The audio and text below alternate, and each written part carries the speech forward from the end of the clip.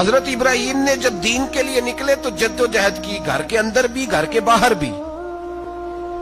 آپ کے والد کا نام طارق ہے، وہ توحید پرست تھے، ایماندار تھے، پرہیزگار تھے۔ آپ کے چچا کا نام آزر ہے، وہ بت پرست تھے، بت بیچا کرتے تھے۔ حضرت سیدنا ابراہیم علیہ السلام جب میدان عمل میں نکلے تو حضرت ابراہیم علیہ السلام نے اپنے گھر سے جہاد شروع کیا، لڑنا پڑا۔ گھر کے اصولوں سے چچا نے جو رواج بنائے ہوئے تھے اس رواج سے ٹکرائے۔ فرمایا میں اپنے گھر کے اندر یہ بت پرستی نہیں ہونے دیں گا۔ چچا کو ایک دفعہ نہیں بار بار 100 دفعہ سمجھایا۔ آپ کا چچا بت بنا کے بیچا کرتا تھا۔ حضرت ابراہیم علیہ السلام تھوڑے بڑے ہوئے تو کہنے لگا کہ چلو میرے ساتھ، تم بھی بت بیچنے ہیں، ہمارا کاروبار ہے۔ حضرت ابراہیم ساتھ نکلے تو بت پکڑا ہے، گندے پانی کے اندر اس بت کو ڈبوتے ہیں، کہتے ہیں کسی نے خریدنا ہے تو خرید لو، نہ یہ نفع دے سکتا ہے نہ نقصان دے سکتا ہے، جو اپنا آپ نہیں بچا سکتا تمہیں کیا بچائے گا، خریدنا ہے تو خرید لو۔ چچا کہنے لگا تو کاروبار چمکا رہا ہے کہ تباہ کر رہا ہے۔ گھر میں بڑے معاملات خراب ہوئے، جھگڑے ہوئے، لیکن حضرت ابراہیم علیہ السلام ایک منٹ کے لیے بھی اپنے گھر کے اندر بھی کمپرومائز کرنے کو تیار ہے۔ حضرت ابراہیم علیہ السلام نے گھر کے اندر سے فرمایا نہیں کرنے دوں گا، گھر کے اندر بھی ٹکرائے۔ فرمایا تم جو بھی ہو، پاش کیا چچا کے اصولوں کو، اور باہر جب نکلے تو صرف علاقے کے چیئرمین سے نہیں ٹکرائے، ایم پی ایم این اے وزیر مشیر سے نہیں ٹکرائے، سپر پاور نمرود دنیا کا واحد حکمران تھا اس وقت، دوسرا کوئی حکمران ہی نہیں تھا، اکیلے حکمران سے جا کر ٹکرائے۔ کوئی ساتھ فوج نہیں تھی، کوئی ساتھ ان کے طاقت بظاہر دنیا داری کی کوئی نہیں تھی، پر حضرت ابراہیم جا کے ٹکرائے۔ اور میرے رسول پاک صلی اللہ علیہ وسلم نے سند بیان کی، فرمایا افضل الجہاد کلمۃ الحق عند سلطان الجابر۔ فرمایا سب سے افضل جہاد یہ ہے کہ تو ظالم بادشاہ کے سامنے کھڑے ہو کے حق بات بیان کر دے، یہ سب سے بڑا جہاد ہے، یہ سب سے افضل الجہاد ہے کلمۃ الحق عند سلطان الجابر، سب سے بڑا جہاد۔ حضرت ابراہیم کھڑے ہو گئے، سپر پاور سے ٹکرائے۔ حضرت سیدنا ابراہیم علیہ السلام نے جو اس کو جا کے کہا کہ تو جھوٹ بولتا ہے، تو جھوٹا ہے، تو خدائی کا دعویٰ کرتا ہے، تو بہت بڑا ظالم ہے، اور قرآن مجید نے اس ساری بات کو بیان فرمایا۔ حضرت ابراہیم علیہ السلام سے کہنے لگا میں رب ہوں، تو آپ نے فرمایا میرا رب تو وہ ہے جو زندہ کرتا اور مارتا ہے۔ تو پھر آپ حق بات بیان کریں گے تو اللہ مارے گا کہ بندہ مارے گا؟ کچھ بھی نہیں ہوتا، کیونکہ زندگی موت کس کے ہاتھ میں ہے؟ اللہ کے ہاتھ میں۔ زندگی موت اللہ، کچھ بھی نہیں ہوتا۔ انسان صحیح سمت کا تعین کرے اور صحیح چلے۔ حضرت ابراہیم ٹکرائے، اور آپ کا انداز کیا ہے؟ جا کے کہا کہ تو نہیں، خدا وہ ہے جو زندہ کرتا، اور اس نے ایک بیوقوفوں جیسی دلیل دی۔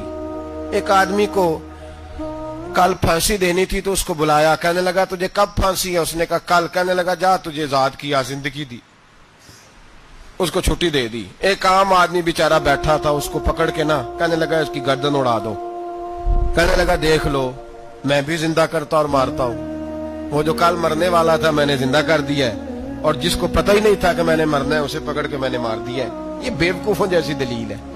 حضرت سیدنا ابراہیم علیہ السلام چاہتے تو اسی وقت دلیل توڑ دیتے کہ تو کیا بیوقوفوں جیسی بات کر رہا ہے، اگر تو زندگی دیتا ہے تو مرے ہوئے میں جان ڈال کے دے جس کو تو نے مارا ہے۔ لیکن حضرت ابراہیم نے دیکھا کہ بیوقوف ہے، بیوقوفوں سے بحث نہیں ہوتی، دلیل بدل لی جاتی ہے، ان کی عقل کے مطابق بات کی جاتی ہے۔ حضرت ابراہیم فرمانے لگے میرا رب وہ ہے جو سورج مشرق سے نکالتا ہے اور مغرب میں غروب کرتا ہے، تو اگر رب ہے تو تو مغرب سے نکال کے مشرق میں غروب کر۔ فبہت الذی کفر، کافر لاجواب ہو گیا، اس کے پاس اس چیز کا کوئی جواب نہیں تھا۔ علامہ اسماعیل حقی نے خوبصورت فقرہ لکھا ہے، خوبصورت جان ڈال دی ایک جملہ کہہ کے۔ حضرت سیدنا علامہ اسماعیل حقی رحمت اللہ علیہ فرمانے لگے چونکہ نمرود بیوقوفوں جیسی باتیں کر رہا تھا، اگر وہ یہ کہہ دیتا نا کہ میں سورج کو نکالتا ہوں مشرق سے، میں غروب کرتا ہوں معاذ اللہ مغرب میں نکالتا ہوں، تو آپ اپنے رب سے کہیے کہ وہ مغرب سے نکال کے مشرق میں غروب کرے، علامہ اسماعیل حقی فرماتے ہیں رب کریم کی آواز قدرت تھی، مالک حضرت ابراہیم علیہ السلام کے اس اگر وہ کہہ دیتا اور حضرت ابراہیم دعا کر دیتے تو رب کریم نے فرشتوں کو تیار بٹھایا ہوا تھا. فرمایا اگر یہ کہہ دے میرے خلیل سے کہ سورج مغرب سے نکال کے مشرق میں غروب کرنا ہے تو تیار رہنا، جس طرح خلیل کہیں گے ویسے ہی کر دیں گے. واتخذ اللہ ابراہیم خلیلا، ابراہیم ہمارا دوست جو ہوا، جیسے کہے گا ویسے کر دیں گے. حضرت سیدنا ابراہیم علیہ السلام کی باتوں کا جب جواب نہ دے سکا، دلیل نہیں بندہ دیتا، پھر لڑائی کرتا ہے، پھر جھوٹے موٹے اعتراض کرتا ہے. دلیل ختم ہوتی ہے تو لوگ ذاتیات پہ اترتے ہیں، کہتے ہیں یہ کھانستا صحیح نہیں، دیکھتا صحیح نہیں. دلیل ختم، اب ذاتیات پہ اترے، کہنے لگے مجھے پتہ چلا ہے کہ یہ فلانی جگہ گیا تھا تو وہاں جا کے اس نے اس طرح کیا ہے. پھر لوگ ذاتیات پہ اترتے ہیں، جب دلیل کا جواب دلیل سے نہیں دے پاتے پھر ذاتیات پر اتر کر حملے کرتے ہیں. حضرت ابراہیم کے دلائل کا جواب نمرود نہ دے سکا تو کہنے لگا کہ اس کو آگ میں ڈال دو. قوم گئی ہوئی تھی ساری، آپ نے بات سنی ہوئی ہے، میں نے صرف اشارہ دینا ہے، میلے پہ.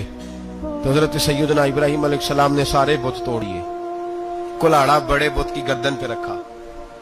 واپس آئے، کہنے لگے بت کس نے توڑے ہیں؟ تو فرمایا اس سے پوچھ لو جس کی گردن پہ کلاڑا ہے. کہنے لگے یہ تو بول ہی نہیں سکتا. تو فرمانے لگے بڑے بیوقوف ہو جو بولتا ہی نہیں، سنتا ہی نہیں، اپنا آپ نہیں بچا سکتا، اس کی پوجا کرتے ہو. کہنے لگے پکڑو، دلیلیں ختم ہو گئی، اس کو آگ میں ڈالو. بہت بڑی حویلی